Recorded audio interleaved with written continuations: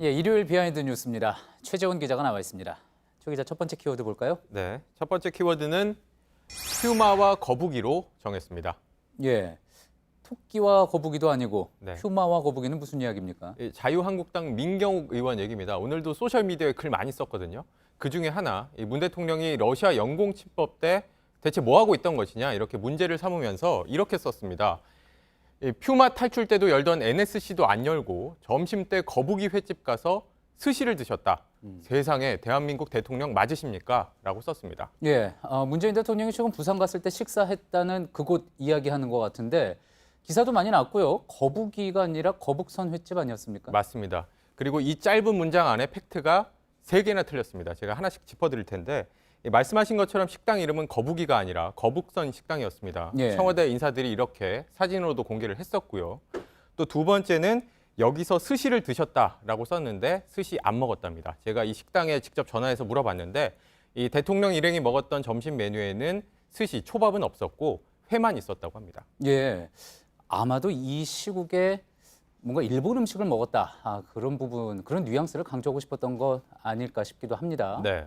자, 그렇다고 해도 회, 우리나라 음식이라고도 볼 수 있지 않습니까? 조선시대에 우리도 뭐 먹었다는 과거부터 계속 먹어왔으니까요. 예, 그런 기록도 있고요. 일본 음식이라고 말하기는 좀 힘들 것 같기도 합니다. 네. 또 한 가지 틀린 점은 세 번째로 퓨마 탈출 때도 열었던 NSC도 안 열었다. 이 말도 틀린 건데 예, 지난해 10월 저희 오대영 기자가 팩트 체크를 했던 내용입니다. 이게 당시 국정감사에서 한국당이 문제를 삼았던 내용인데 동물원에서 퓨마가 탈출하니까 국가안전보장회의 NSC가 열리면서 과잉 대응을 했다 이런 주장이었는데 당시에 NSC 열리지 않았고요. 청와대 국가안보실 산하에 있는 국가위기관리센터라는 곳에 보고는 됐습니다. 예. 전국의 재난 상황을 총괄하는 곳입니다. 예. 저게 바로 이제 많은 팩트 체커들이 힘이 빠지는 대목이기도 한데 그렇게 팩트 체크를 했음에도 불구하고 잘못된 사실이 여전히 인용이 되고 있는 거군요. 네, 그렇습니다. 그래서 제가 그 짧은 멘트 안에 이렇게 팩트가 3가지가 틀렸다라고 말씀드렸는데 또 한 가지 지적할 부분은 이 민경욱 의원이 문제 삼았던 러시아의 영공 침범이 있었던 게 지난 23일이고 예. 대통령이 횟집 가서 점심 먹은 날은 그 다음 날인 24일입니다. 문제를 삼고 싶었다면은 당일에 뭘 했는지 따졌어야 했는데 왜 다음 날에 점심에 횟집 간 거를 문제 삼았느냐 이런 지적이 가능할 것 같습니다. 예. 자, 이 부분에 대해서 어떤 정적은 없었습니까? 민경욱 의원이 나중에 이 거북이 횟집이라고 쓴 것만 거북선 횟집이다 이것 하나만 정정을 했습니다. 예, 그럼 종합해 보면 틀린 팩트 중에 3개 중에 이제 하나를 고친 셈이군요.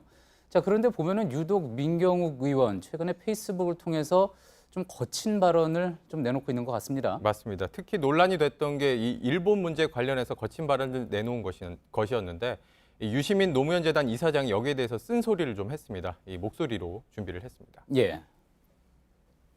민경욱 의원이 페이스북 올린 글을 보세요. 뭐 일본 놈들부터 발광 뭐부터 시작해서 그 단어들을 이렇게 보시면요.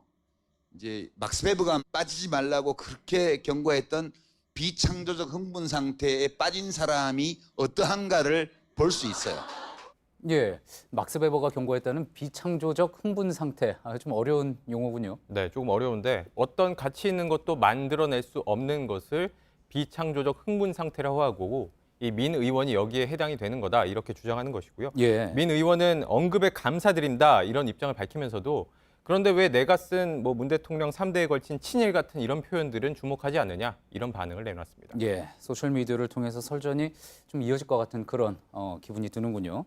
알겠습니다. 다음 키워드 볼까요? 네, 다음 키워드는 칭찬 릴레이 물음표를 붙였습니다.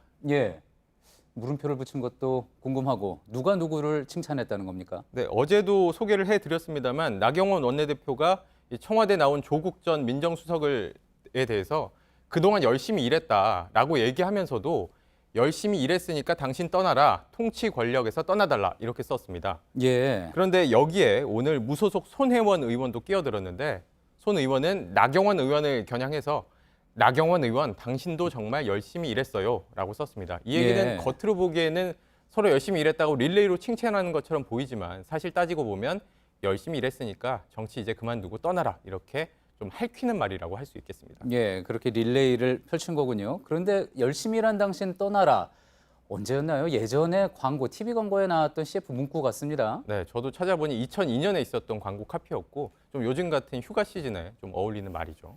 예, 그러니까 광고를 패러디해서 서로 공격을 한 셈인데 지금 저렇게 보면은 둘 사이가 썩 좋아 보이진 않습니다. 네, 이제는 좀 앙숙이라고 표현하는 게 맞을 것 같습니다. 이 손 의원의 목포 부동산 의혹이 불거졌을 때 가장 앞장서서 비판을 했던 게 나 원내대표였고 또 이후부터는 손 의원도 나 원내대표 일이라면 그냥 가만히 보고만 있지는 않습니다. 두 사람의 발언을 좀 준비했습니다. 예.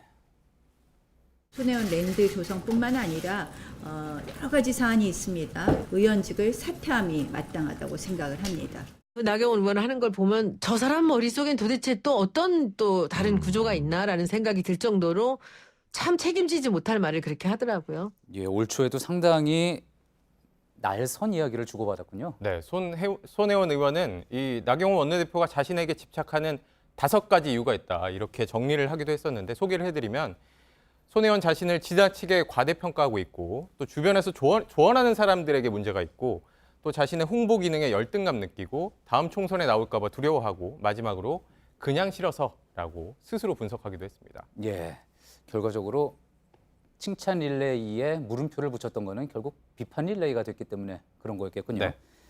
잘 들었습니다. 비하인드 뉴스 최재원 기자였습니다.